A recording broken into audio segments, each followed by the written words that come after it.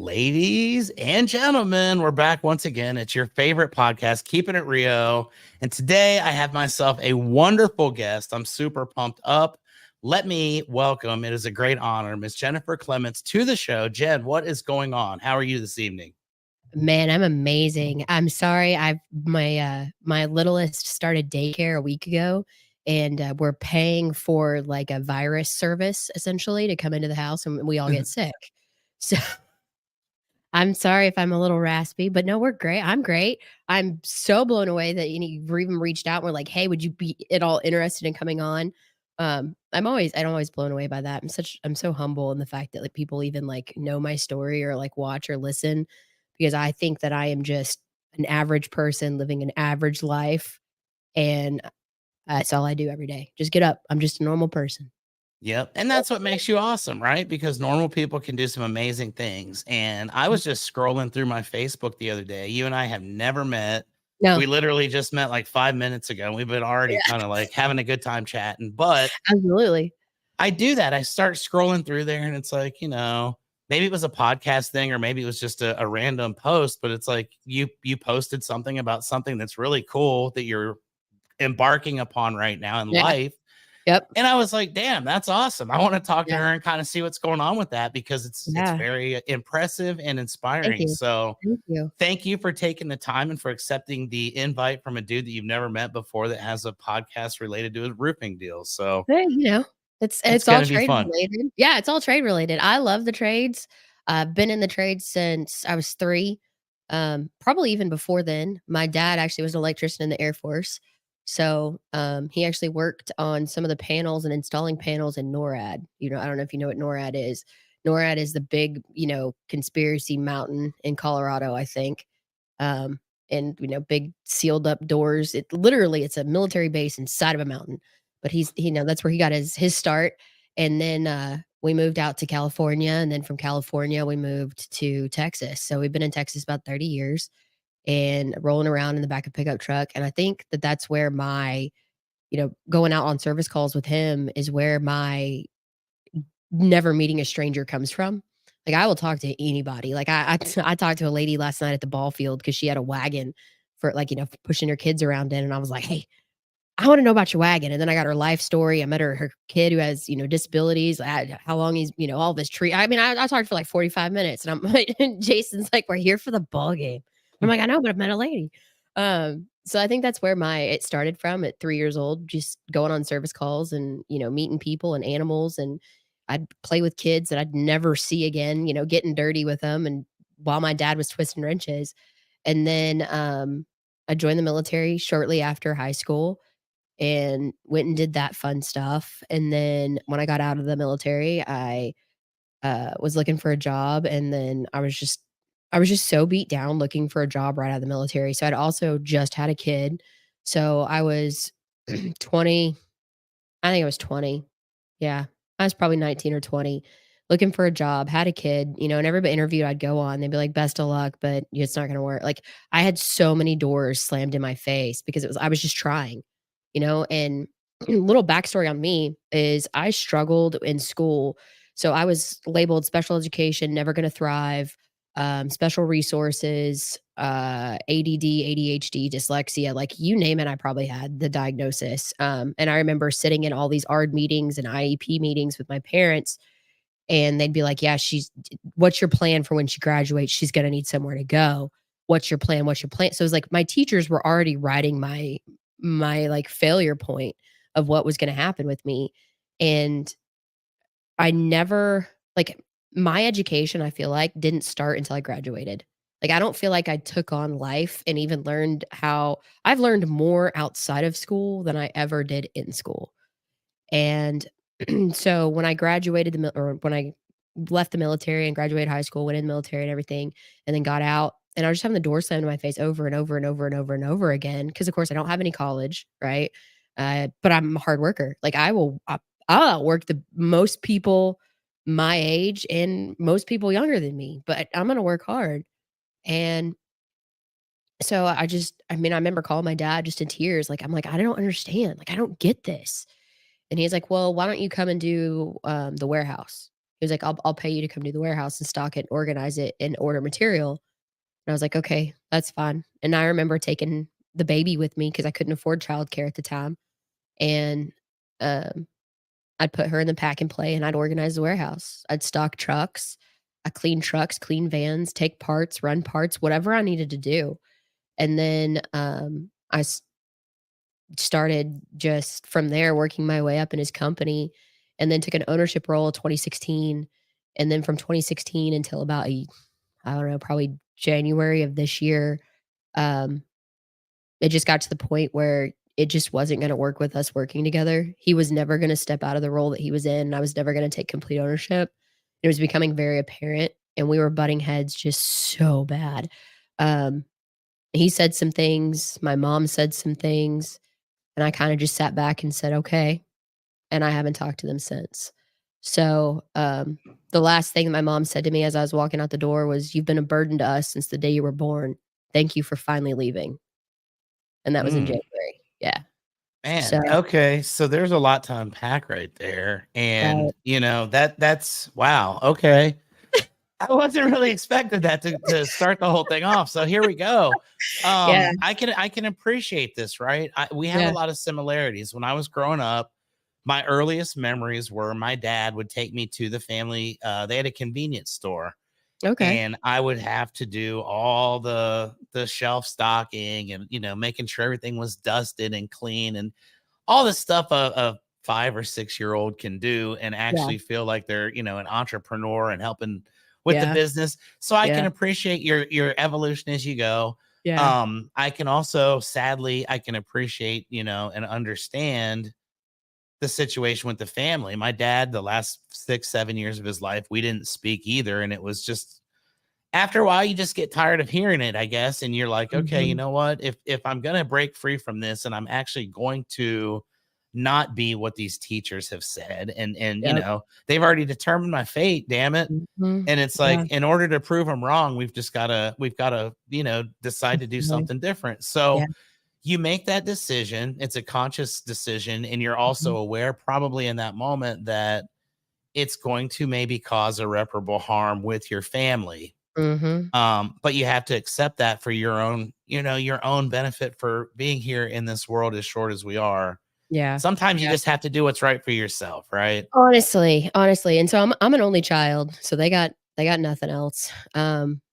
And so it kinda blows my mind. Obviously, I'm still healing from all of that and letting that whole letting all of that settle and everything. 2 years ago, I guess 2 years ago in August, I finally stepped out and away from a very narcissistic, abusive relationship as far as, like, domestic violence and stuff goes, and it was like once I finally opened my eyes to who my ex-husband was, it made a lot of sense to who my father was, and I couldn't not hold him to the standard once I 'cause what you can't unsee what you've seen, and so it was kinda like one of those things where it wasn't as hard to walk away because I could see everything that was happening, and then once I kindly it came to me on my own, Jason came to me and he goes, "I just can't hold this in anymore, but your dad came to me and told me that if I wanted to ever manipulate anything out of you, this is how I do it." And I'm like, Wow. "Whoa, okay, yeah, no, I'm good. I'm good." And, yeah, so so my youngest son, Miles, who's 8 months old now, um, he I don't know, he was probably 2 months old at the time. I was struggling to get back to work and in a routine and trying to find just trying to get your feet underneath you after having a baby, it's hard, and he's our 5th kid. So, I was trying really hard to get that to happen, and my dad just got so flustered with me, and he was just like, "Miles is the worst decision you ever made. He is doing nothing but preventing him from you making me money." And that's another red light where I was like, "Oh, okay. So I'm not your business partner. I'm your moneymaker, and you only manipulate me to make funds for you?" Like, that's not healthy either. Like, there was just so much that just came unpacked once I started seeing And once I started seeing and holding people to accountability of who they were instead of who I could be to not have that happen. So stop trying to mold myself to please everyone around me, but to go, "Hey, when you do that, that makes me feel like shit. So, like, can you not do that? And then if you can't, then I'm gonna remove myself." So basically, I just lacked boundaries for a good, I don't know, 36 years of my life. And then once I figured out and did a shit ton of therapy, because right after I left my domestic violence relationship, I dove headfirst into therapy, went through probably 9 therapists before I found the good one, and she actually made me do the work, and I really appreciate her for that. And we spent, I don't know, probably a good 4 months together, but I was seeing her, 3 to 5 times a week, for an hour to 2 hours at a time, just but I was doing the work. Like, it wasn't like I was just going in and venting. It was like, I'd go home and I would just, like, write out as much as I could or whatever it was that I was supposed to do, I was doing it.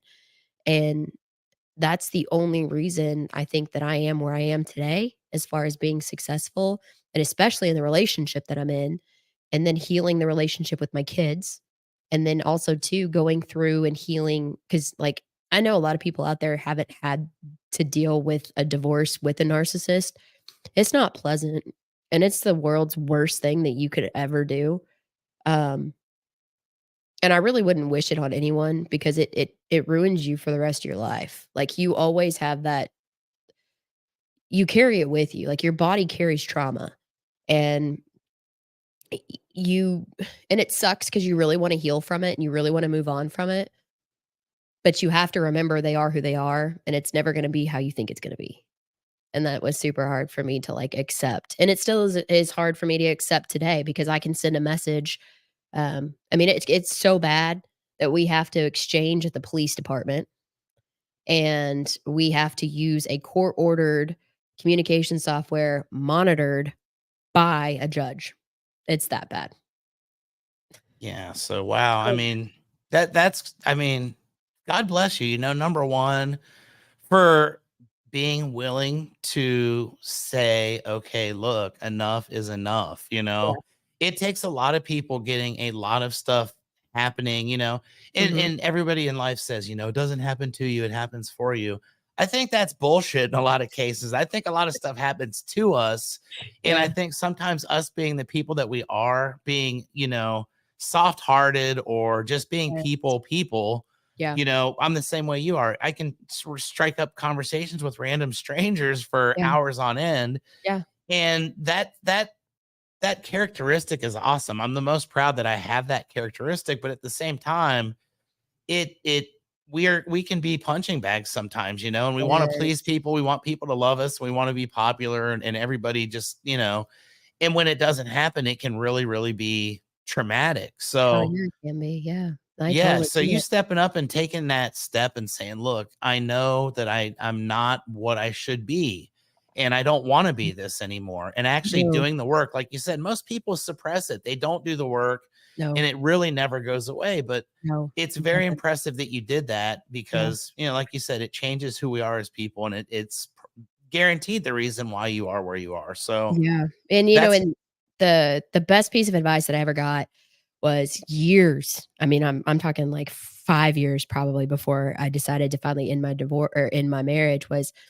um, my friend came to me and she actually ended up siding with the other party when all this was done, but her advice to me was, "I can't tell you to leave because you're not gonna listen to me anyways, but you're gonna know when your belly's full, and when your belly's full, you push yourself away from the table, then you'll no longer need a seat at that table because your belly will be full."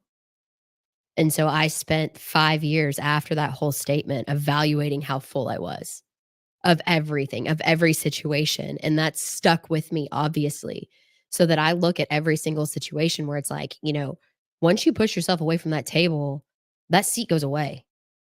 And so, like, if you're once you're full, you're full. So you can't and I tell people this all the time, I can't tell you when to leave, but what I can tell you to do is continue to evaluate how much you're willing to take. And if you really think you're full, be done. Because the more you overstuff yourself, the miserable you're gonna be.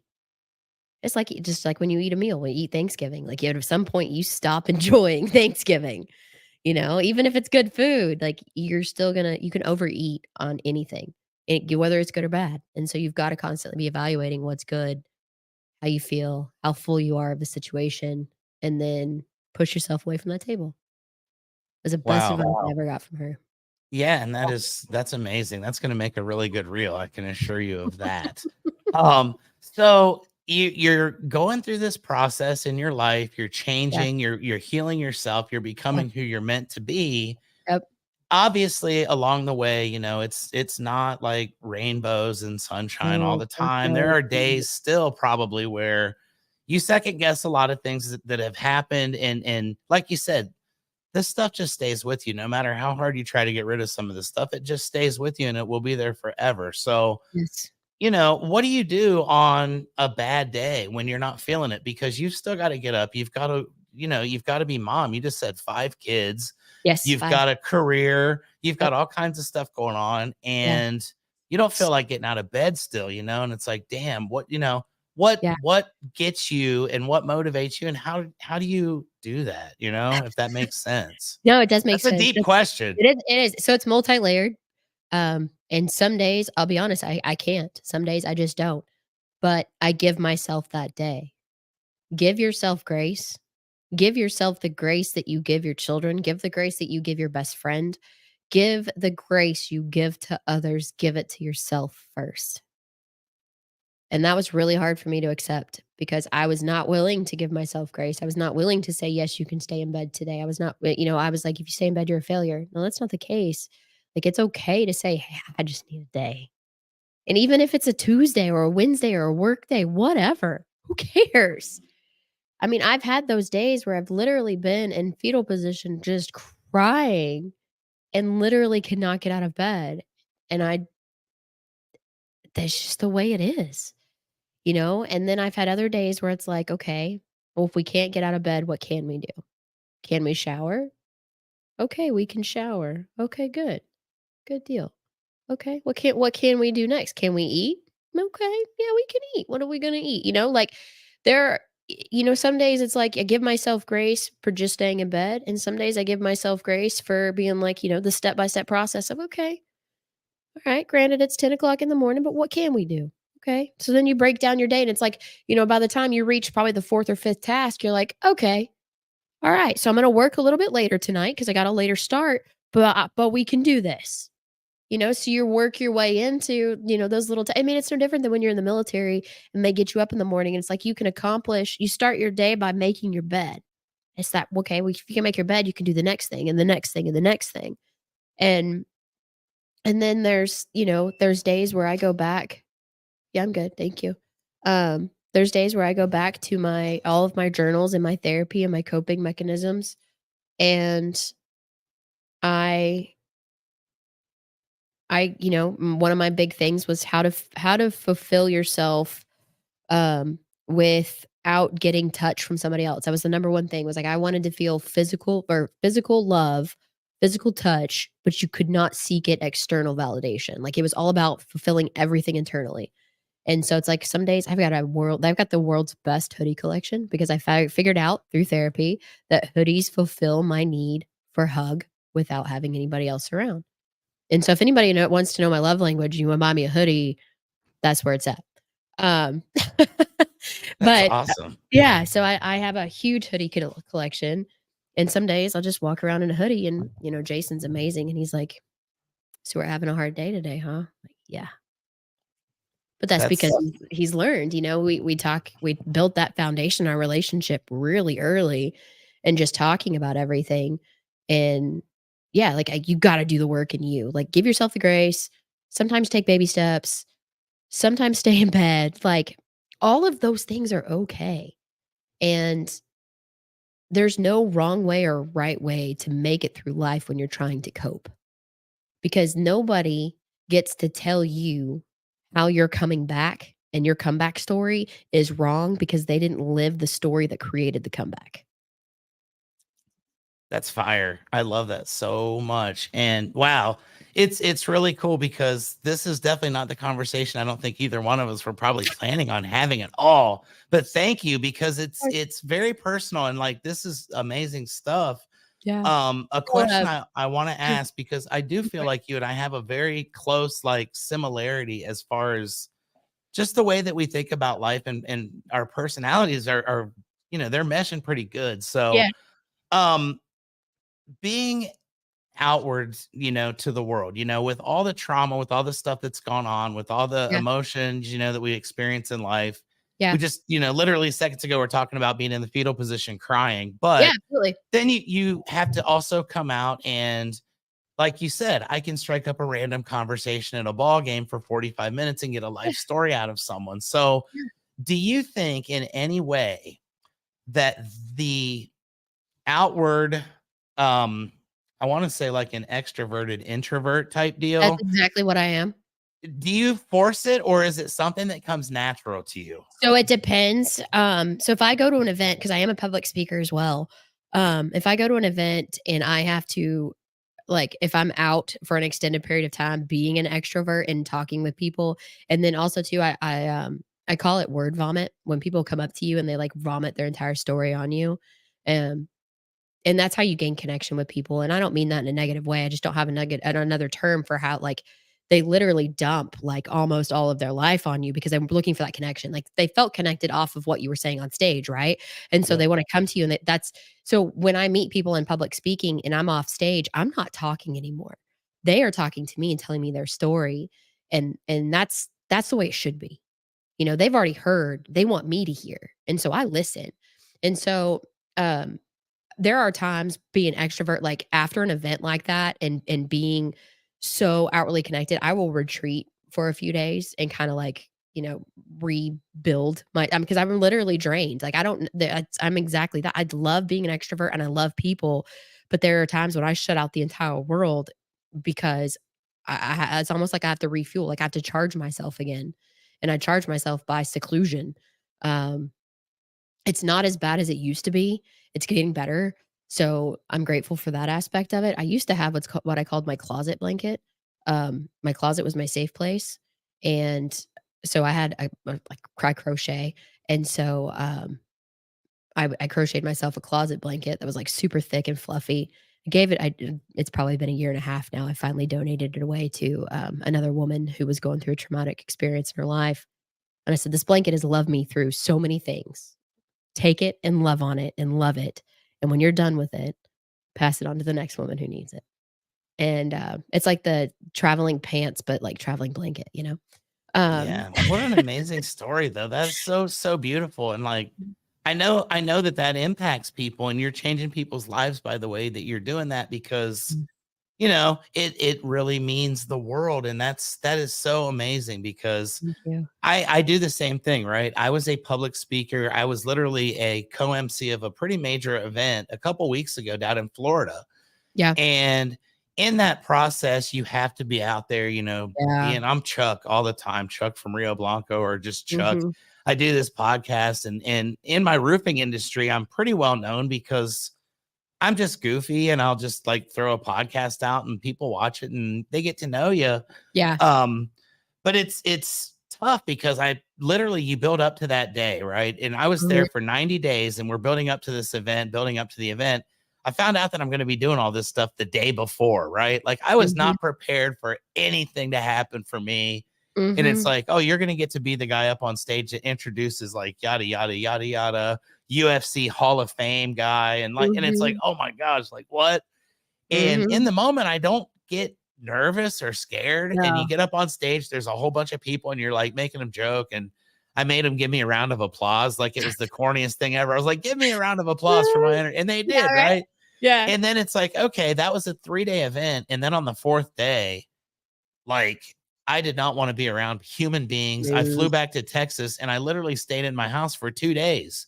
Yeah. And it was like, thank you, because I felt like that was something that was necessary, but I also kind of Yeah. was like, damn, am I crazy? And I No, guess, you're not crazy at all. I think it's more common than people, think it is, and that's honestly why I am so open with my story and so open about my background because, I never want anybody in life to think that they're alone, and there's a lot of mental battles fought silently, there's a lot of battles fought behind doors. There's just a lot that we deal with and people want to sugarcoat so much of their lives. And so I'm willing to like share the nitty-gritty of shit. Like as a woman, not only like dealing with like the fallout from my family, I have no siblings at all. So I've got absolutely 100% no family, period. Like nothing. Um, and then and then the traumatic events of everything from, my ex and then my kids. And, I'm just going to peel it all back. I mean, like a large part of my story and the chunk of it that I like didn't even address or talk about that I usually do is so my at the time she's 17 now. My 17-year-old first tried to commit suicide at the age of 11. Oh, And I held her in her bedroom as she screamed for me to just let her die. And we've been through 9 mental health facility treatments, been through 1 boarding school. Um, she's doing phenomenal now. She's a senior. She's going to graduate, thank God. Um, and she was looking to escape the same domestic violence I was experiencing, so much so that she sold herself into sex trafficking. She was 18 hours away from being picked up by the time I had figured it out. She At the age of 13, you could open a Venmo account, and so they were paying her for her own images, and she sold our address to the black market, and had set up an arrangement for a pickup. And so I think by the time we found her Venmo account, she had about 6 grand in it. And so then, but when I found out about it, we called the sheriff's department. Sheriff's department notified the FBI, all of that. I got to learn about how the black web works, dark web, and how the FBI burns addresses once um, they go in and they do all of that. Essentially, the FBI goes in and flags the address and it's like, hey, we know that this address exists. So why don't you come on out? And at that point, they just let, all of the bad people let that address, leave it alone. Um, and so, like, I learned how all of that works. There's a really good movie out right now, The Sound of Freedom. I don't need to go watch it. I lived it. So I highly recommend everyone go watch that. It'll put a lot of shit into perspective for you about what happens to kids and how it happens. Uh, but yeah, so once that all happened and lived that whole dramatic thing, my ex contacted the Child Protective Services and said, "I don't wanna deal with this anymore, come get her. Like, come pick her up." He essentially was ready to sign off his entire rights to her over to the state because he was like, "I can't do anything with this." And I was like, "You kidding me, right?" And he's like, "No, I'm done." And I was like, "You've got almost $200,000 in your retirement account. Why don't we put her in boarding school?" He's like, "I'm not wasting money on something I know is not gonna be a return on my investment." Okay, good deal. So I took out a home equity line of credit on our barn dominium and paid for her to go to boarding school, which got her in a safe place. And then once she was in a safe place, I was able at that point in time to leave. So while she was, at her boarding school, I had just left. And so I was getting established with the other 2 that were here while she was away. And so that was a nice, long, hard journey of us healing together. Um, and of course, now that she's been home, he and the divorce has been final, he signed over all of his rights.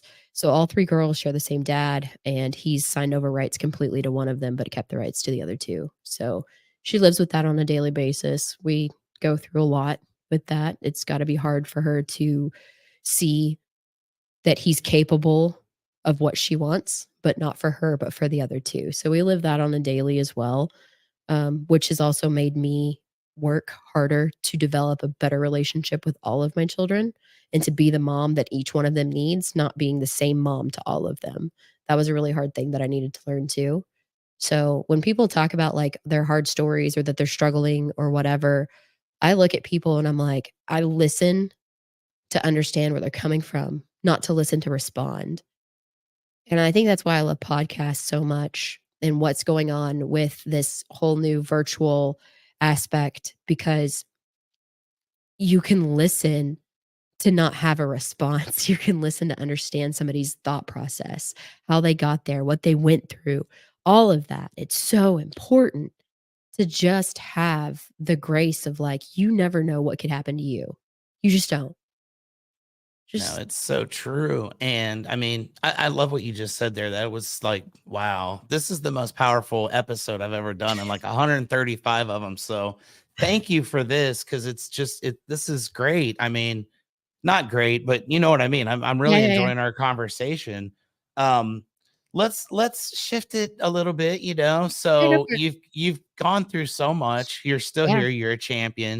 You Heck yeah. just talked about doing the podcasting. I love Yeah. podcasting for this very reason. Like, Yeah. Love we've podcasts. never met before, and now No. I'm over here like, wow, dude, like I'm gonna be friends with you forever because you're cool. Like Thanks. I can appreciate and understand it, and Mhm. that's why I did this. I made this whole stupid Keeping It Rio thing up about 2.5 years ago, and it like sort of caught fire. And I get to talk to so many cool people and Yes. so many amazing stories. There's so many great people on this planet. There And are, there are, there yeah, absolutely is, there absolutely is, and I love podcast hosts because they are really truly just they just wanna take in the world around them.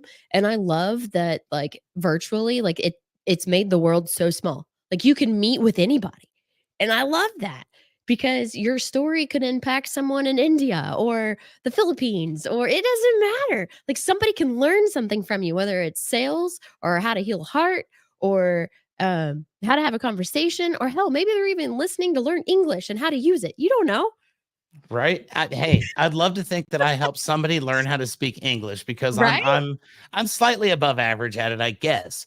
Yeah. But tell me a little bit about your podcast. You know, how did you Yeah. go about formulating this idea to start talking to strangers and start having fun like this? What led to it, and what kind of work did you So put into getting into the deal? so we have 2 podcasts essentially. So we've got the Feral Business Owner podcast. We're all here just figuring shit out. That one started while I was on maternity leave. I was like, I've always wanted to do a podcast. And I call my people that like rally me up. I call them my tribal council. And so I went to tribal council and I was like, you guys, I really want to do a podcast. And they're like, yes, Jen needs to do a podcast. And I'm like, okay. So I started doing, I started interviewing people and started doing the Feral Business Owner podcast and like took that route.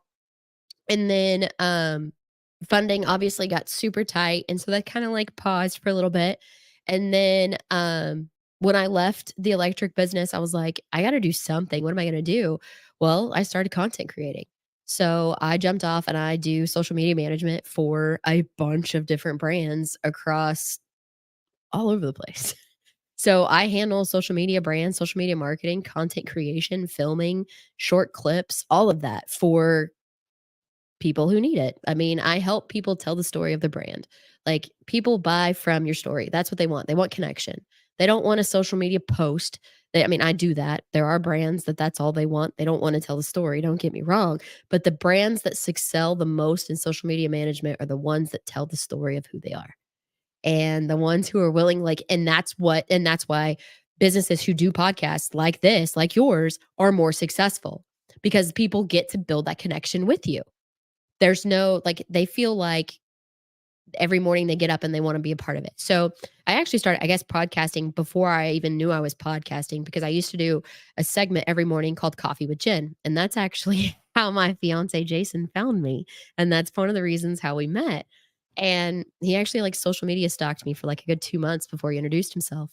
But so once I was doing all that, and then I started the second podcast, which is Everyday Moments for Us, which was my Instagram handle that I had had for years. Like when Instagram first came out, I was like, "Oh, I'm gonna do this cool, unique name, Everyday Moments for Us." And then I was like, and then it just kind of sat. Like it never did anything, never went anywhere.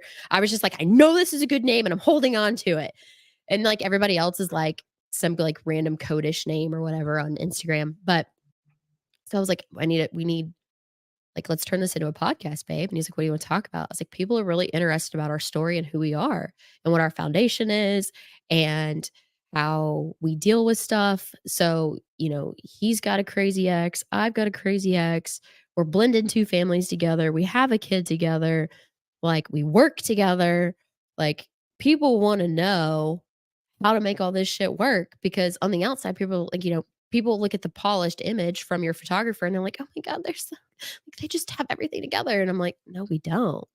And so we started just recording the nighttime conversations of downgrading or downloading our day to each other and start recording it. And not that our podcast is like super successful. We've been at it we've been at it less than 60 days, and are at 300 subscribers. So all organic. It's, You're killing me. I've been doing it for 2.5 years. I'd love to have 300 subscribers. Come on. yeah, so we have 300 subscribers on our podcast channel, which is cool.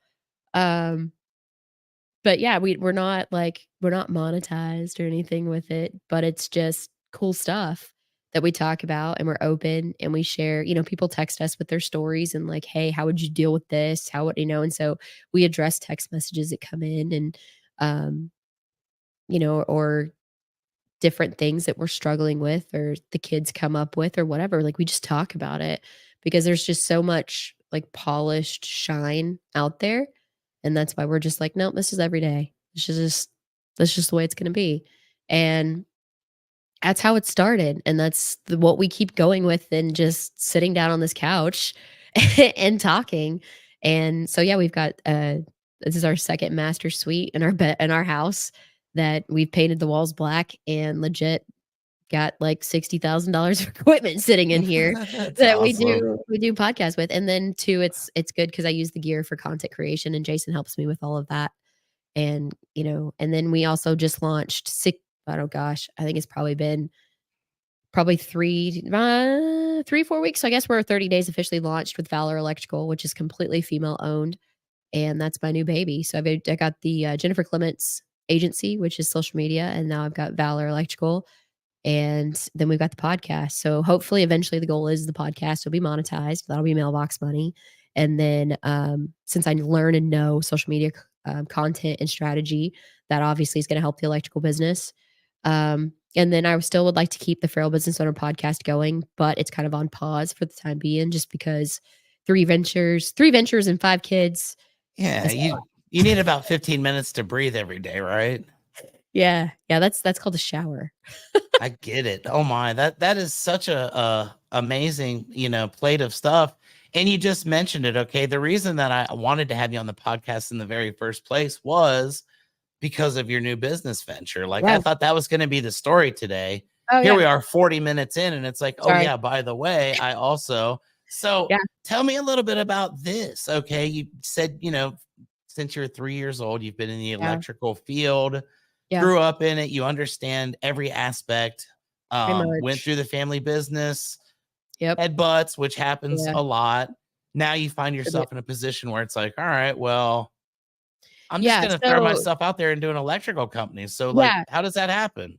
Well, I mean, people when everything went to shit, right? When everything 2 years ago in my life completely fell apart because I said I was done, people are just like, "You can't do it. You can't fucking do it. You're gonna fail. You're gonna fail. You're gonna fail. You're gonna fail." So it's really just a big fuck you. Like, first you do it to throw it in their face, and then the second time you do it for yourself. So when I first went on to when I went on with the family electrical business, the company was making $80,000 gross a year. That was it. And when I left, we were making 3.7. So, and all of that was like my marketing strategy that I was implementing. Like, it wasn't that my dad was doing any of it. He wasn't doing any of that. And it wasn't until Jason came on and he was like, "You realize what you're capable of, right? You realize that that was you." And it wasn't until he breathed all of that encouragement into me that I built that empire, that I was fueling the fire. He was like, "You can do that again. We can do that again. Like, if that's what you wanna do, we can do it, and you're damn good at it. Like, you're damn good at this." So, it was his encouragement, and then me jumping on board and agreeing with his encouragement of like, "Yeah, I can fucking do this. Okay, bet. Let's go. Let's see what happens." And so, we took some of my divorce settlement money, some seed money, threw it into a bank account, and YOLO, here we are.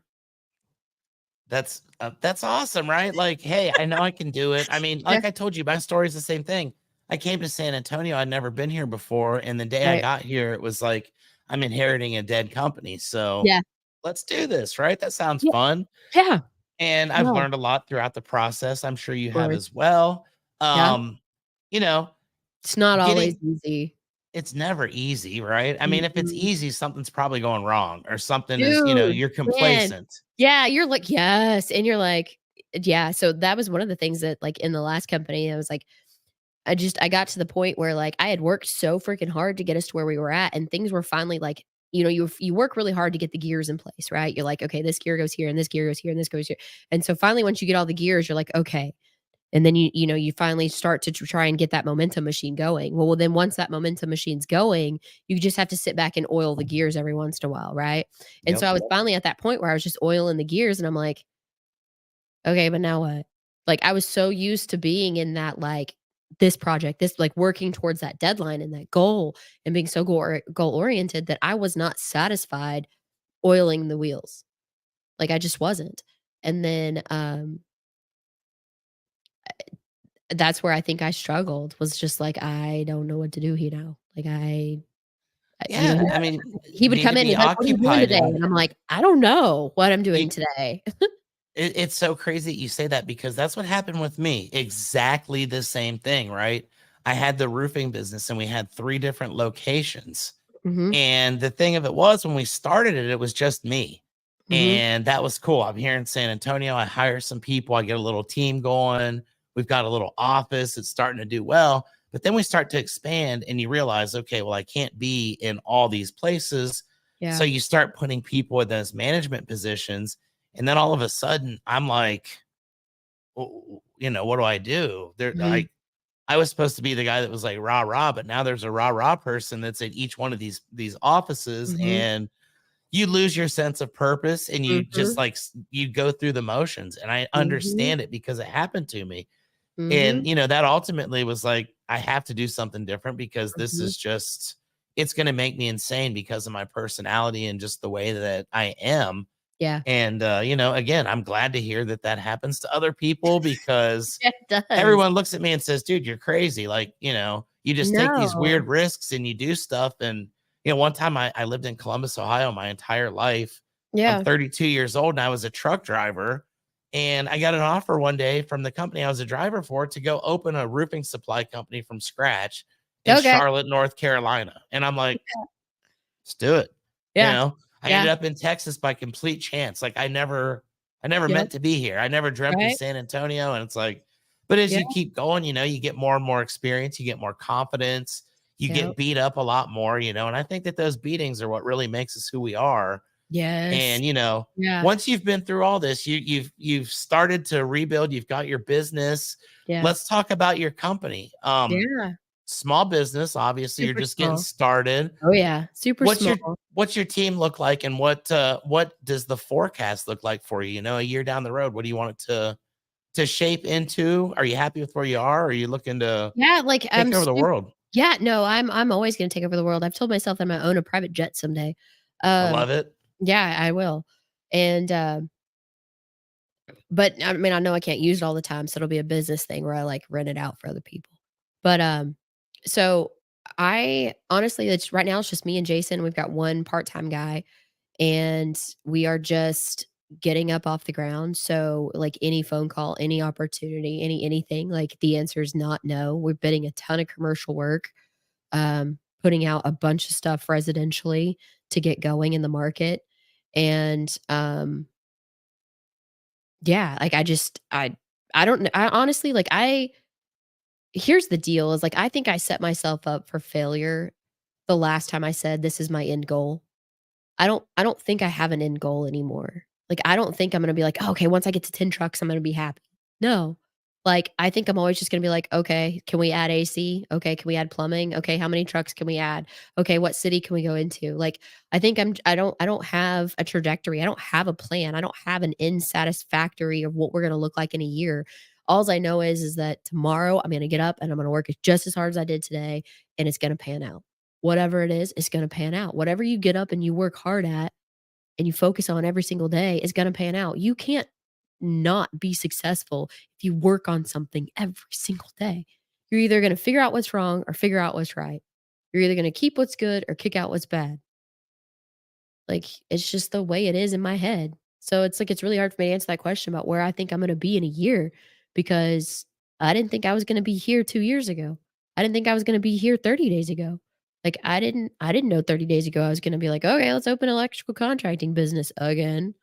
Like, It just you know? happens, right? And It's that's the yeah. beauty of it is being able to say, okay, this is an opportunity. Mhm. It's being presented to me for some reason. Yep. Maybe it doesn't make Yep. sense right now, but Yep. I've always been that way. I just like I was telling you before we started, I just got back from Florida. Yeah. And basically, one of the guys in the industry that I'm in, roofing, is, one of the most well-known guys called me up and said, "Hey, come down here." And just so I could be around different people and have that proximity type deal, Mhm. the power of proximity, I jumped on a plane and I was gone for 97 straight days, Yeah. living in a rental house and driving a company vehicle for a company that I didn't even work for. And, Yeah. and Yeah. and it was just one of the coolest experiences. It led to me being able to get my podcast out to a bigger audience. It led to Yeah. me being able to be a MC type deal at this event. Yeah. And it's like that was the last 4 months. 6 Yeah. months ago, I would have never in any Right. way said, "Oh yeah, this is how this is all going to play out." And like Yep. 6 months from now, I'm going to have a hell of a story. Yeah. But, I'm willing Yeah. to pivot and kind of move around, and I appreciate people Yeah. that are that way in life too. Yeah. So, People kudos to always you. people always ask me, like, I always get this question. They're like, "Damn, like, how'd you do that?" And I'm like, "Dude, I just jump with 2 feet." Like, I You don't got to know what to land, tell you. it's Yeah. either going to crush you or you're going to bounce, and either way, it's Yeah, like, I just going boop, to be fun. like, I yeah, and people are just always astonished by that. They're like, "You jump before you figure shit out," and I'm like, "Yeah, thank God I have ADD, because I think that's my biggest superpower. Because if I didn't, I guarantee you I would not have jumped. Impulsivity comes with ADD, and we're gonna do whatever ADD said we're gonna do today."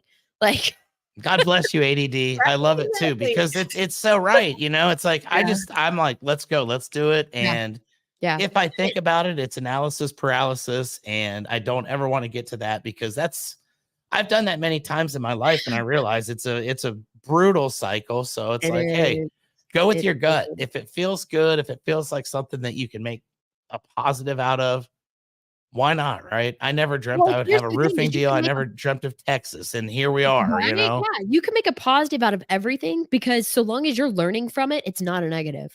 So even if something failed, if you took something away from that failure, it's still a positive. Everything in life can be positive. Everything. You just gotta Yeah. look at it the right way. Yeah, that is so refreshing, and I wish more people would think that way, myself included, and I think that I'm probably gonna make a very, very honest effort to do that moving forward, so I You have appreciate to. this. You absolutely have to, man. Because like, there's just so many times where, like, it just even as a female in the trade and here's the deal, when I launched my business and I started posting it so I launched my business before I posted on social media, right? Because you gotta wait for licensing and insurance, like, all the bullshit. And so I posted it on social media, and I had 3 different men in the electrical trades reach out to me and go, "You know, you have to have a license, right, to own electrical contracting business in Texas?" And I'm like, "Uh-huh." Right, because 'cause you're just a Oh, girl, I'm I like, "What do gotcha. you what do you mean? I have a license license. Where do I get one of those?" "No, yeah, dumbass. No, no shit. I own the business. I employ it. Fuck off." Like Right. like, it was 3 separate people all the same day, and I'm just like, "Man." So, now I'm like, I'm bound and determined to get my master's license to own, to hold it for the business because, like, that's just the way I wanna be now that, like, yes, there's a license for the business. What? It's sad. I'm in roofing, right? And I'm always an advocate for females in the roofing industry because it's gotta be so difficult. So Mhm. many people are just It like is. what you just said, like, "Hey, sweetie, Yeah. maybe you need to Mhm. understand this," or. Mhm. And then there's also that I'm not gonna lose to a girl mentality, which a lot of old school roofers have, right? I guess Yes. electricians are probably similar to roofers in mindset. I've never been one, but Yeah. they Yeah. have similarities, right? Yeah. So tell me a little bit about it. I mean, you're obviously aware of the fact that you're going to have to probably overcome some of that at some point in your career to Oh, be yeah, successful. there's a What's the lot of plan to like actually like use it to your advantage?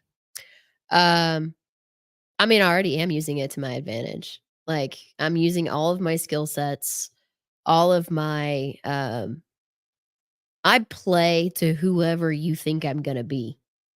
So if I'm really good at like, assessing people and, like, because of all of my trauma, like, I'm very sensitive to reading a room, and I can feel the vibe.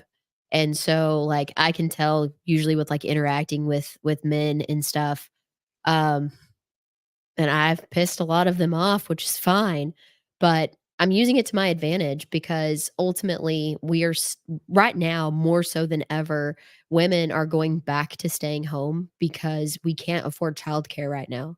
It's so expensive to have our kids in school. And so there's more women back and home again because of the cost of living, right? And so who's home when you run a service call? The wife. And so my guys are trained a different way with a different flair, with different perspective, which is excelling my business. And so when people call and they're like, "Hey, I really appreciate it. He was soft. He explained things better." Like, there's a very specific person that's getting hired for in my business to be an employee.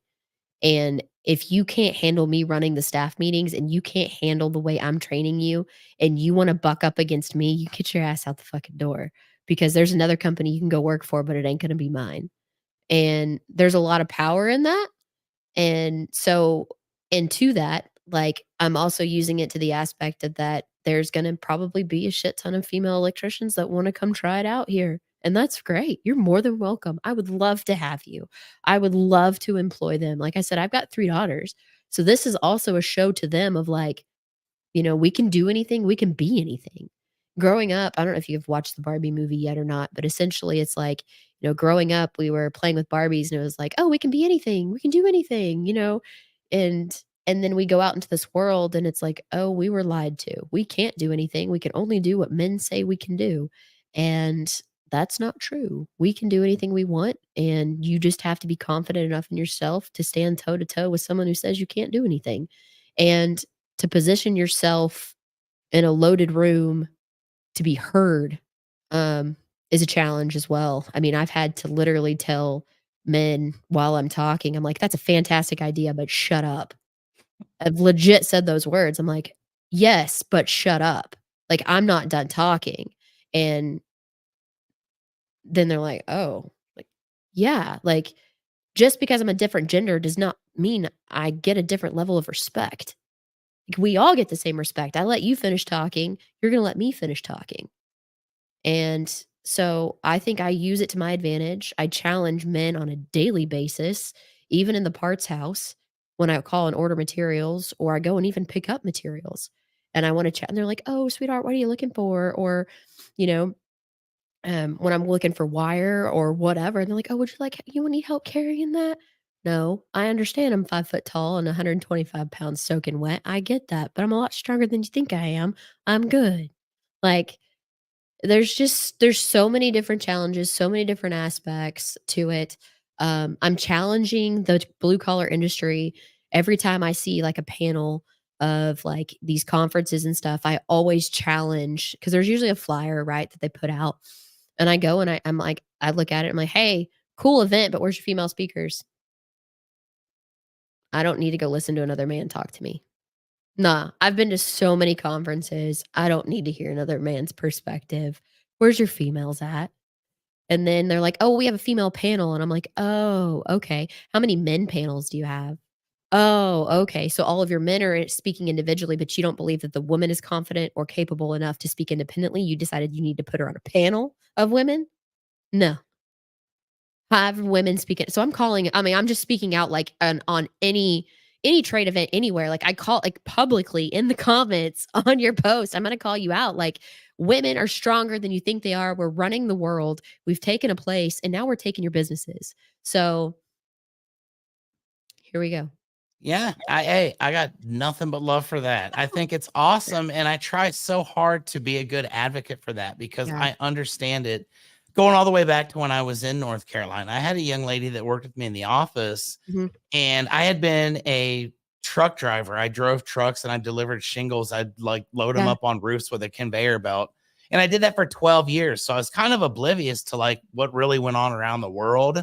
Yeah. I was living on job sites and it was like, guys pee in like bottles and Yeah. throw them out in the Yeah. fire pit on job sites. And I'm Yep. thinking that's the world, right?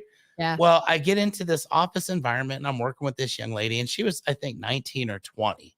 Young. Yeah. And I had to sit here in this office and I was overprotective because I get it. Like I liked her. She was a nice person. Yeah. I knew who she was, but Right. all these guys are coming in and just like constant, just, Mhm. and it's getting more and more, like Yep. obscene. And it Yes. just, it was sad. And I thought, God bless you for sitting here and taking that all day because you shouldn't have to. And No, like you one shouldn't. day there's going to be a better opportunity for you where you're not going to be stuck in a shitty office at a shitty company, which I ended up quitting like not that long after because of Yeah. that. Yeah. And, to me, I love that you're not afraid to stand up and say, "Hey, look, here's what it is." And Mhm. I've had several females from my industry and beyond on my podcast for that very reason. I think it's Yeah. awesome to share. Yeah. And, I always say, if it's just me and a couple guys doing business, like I'm absent-minded. I don't know what the hell I'm doing. I don't understand stuff. We just think differently. Yeah. And I love your approach. I would have never thought Yeah. about, the housewives are at home Mhm. and this is the approach we're going to take. So you've Yeah. got it figured out and you're doing an amazing Yeah. thing. Well, I mean, Um, I just think about how, like, what makes me feel comfortable because I am still a mom. I still own a house. I still have kids. I have a teenage daughter here. I don't know who the hell's walking through my door. Like, right. there are things that you need to think about differently to make us feel more comfortable at home. And so there it's just a different process and a different thought and different vibe. And like I said, use it to your advantage and train your technicians and have a different look and experience to them. Like for instance, one of the things that we tell our guys is it's like, hey, if there's a door closed, you don't just open it. Like, you don't, because you don't know what's on the other side of that, and you can't expect, you have to ask, "Hey, is there anybody else here?" Or, we have our guys like, "Hey, is there any rooms that are off limits? Like, I just like to know, like, where, I'm here for this problem, but I might need to enter in other rooms." It gives you an idea of who's there in the house so that you are aware of who's with you. Like, because even just in the other old electrical companies, like some of the shit that people come back and try to say happened on job sites and inside of homes, like, it was almost to the point where I was like, "Are we gonna get body cams for our techs?" Like, just to protect our technicians from shit that people are accusing. Like, it just got super weird, and then that's when I was like, "Hey, we gotta do a retrain. Like, something's off, and let's stop making it a homeowner issue, and let's make it our issue. Like, how can we retrain our techs so that it's no longer a thought?" And that's what we did. That is awesome. And I love every bit of this entire last 57 minutes that we've been talking. I try to keep these around an hour. And like I Okay. said, it's Friday night. And I respect you so much for being Yes, here at sir. 9 o'clock on Friday night. Of course. The passion has been amazing. And this has been like my favorite conversation ever of all my keeping it Rios. And I've had some pretty damn good ones. Yeah. The closing question that I always love to ask when it's someone Shoot, who's I'm excited. inspiring people, right? Yeah. And you've got a hell of a story. There's no doubt. Your Thanks. life story is one of a kind. It made you who you are, Absolutely. highest of highs, lowest of lows, and Yeah. everything in between.